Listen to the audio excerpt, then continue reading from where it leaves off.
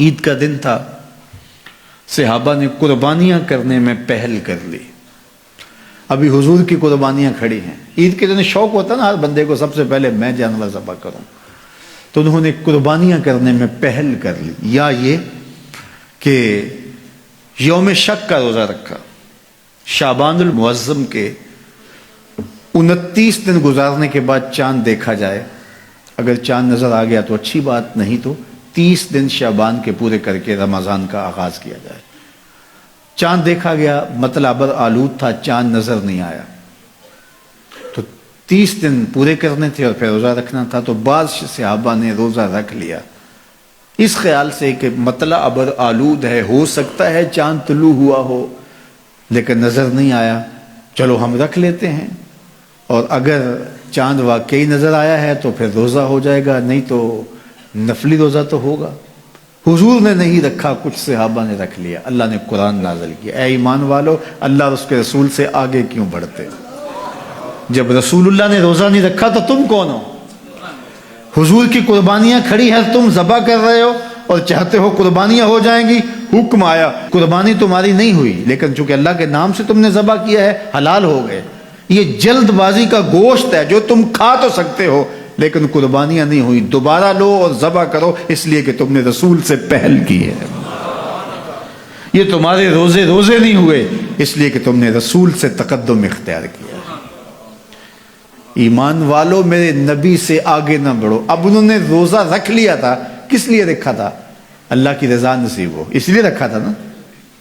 جلدی جلدی جانور ذبح کر لیے تھے اس لیے کہ اللہ راضی ہو جائے، حالانکہ ان کے حاشیۂ خیال میں بھی نہیں تھا کہ ہم حضور سے کوئی پہل کرنے کی کوشش کر رہے ہیں۔ یہ اتفاقاً ہو گیا، شوق تھا کہ اللہ کے حضور قربانیاں پیش کر دیں اور اس میں جلدی ہو گئی۔ شوق تھا کہ چلو اللہ کی عبادت ہو جائے، شک کے دن کا بھی روزہ رکھ لیتے ہیں۔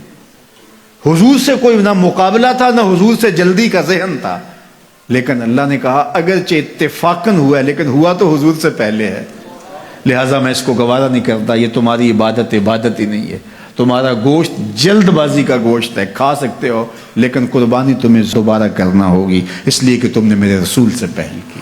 یہ ہے رسول اللہ کا ادب، یہ ہے رسول اللہ کی تعظیم۔ حدیبیہ کے مقام پر جب صحابہ نے پڑاؤ کیا، عثمان غنی رضی اللہ تعالیٰ عنہ سے فرمایا جاؤ تم جا کے اپنے رشتہ داروں سے کہو ہم لڑائی کے لیے نہیں آئے، ہم تو عمرے کے لیے آئے ہیں۔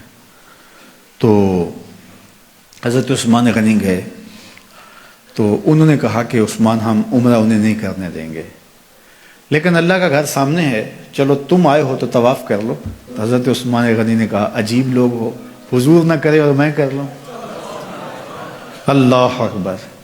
اچھا، صحابہ کے ذہن میں بھی یہ بات آئی، ان کو طواف کا وہاں موقع مل گیا ہوگا، بچھڑے ہوئے تھے، کتنا عرصہ ہو گیا تھا مکے کو چھوڑ کے آئے ہوئے۔ جب حضرت عثمان غنی واپس آئے تو کہا کہ عثمان تم بڑے خوش قسمت ہو کہ تم نے طواف کر لیا ہوگا۔ کہا تمہاری غلط فہمی ہے، میری خوش قسمتی یہ نہیں کہ میں نے طواف کیا، یہ کیسے ہو سکتا ہے؟ حضرت عثمان نے کہا میں 1 سال بھی وہاں رکتا تو طواف نہ کرتا اگر میرے رسول نے نہیں کیا۔ تو دین ہی وہ ہے جو حضور کے تتبع میں ہو، حضور کی اتباع میں ہو، حضور کے پیچھے ہو۔ حضور کے پیچھے لگ کے اللہ ملتا ہے، آگے چل کے نہیں ملتا۔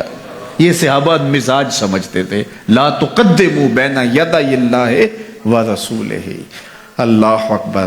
اس لیے خدا تک پہنچنے کا راستہ ہی یہی ہے، خدا کا یہی ہے در، نہیں اور کوئی مفر مکر، جو وہاں ہو یہیں آ کے ہو، جو یہاں نہیں وہ وہاں نہیں۔ وہی لا مکان کے مکی ہوئے، سر عرش تخت نشیں ہوئے۔ یہ نبی ہیں جس کے ہیں وہ مکان، وہ خدا ہے جس کا مکان ہے۔ تو خدا تک پہنچنے کا یہی راستہ ہے۔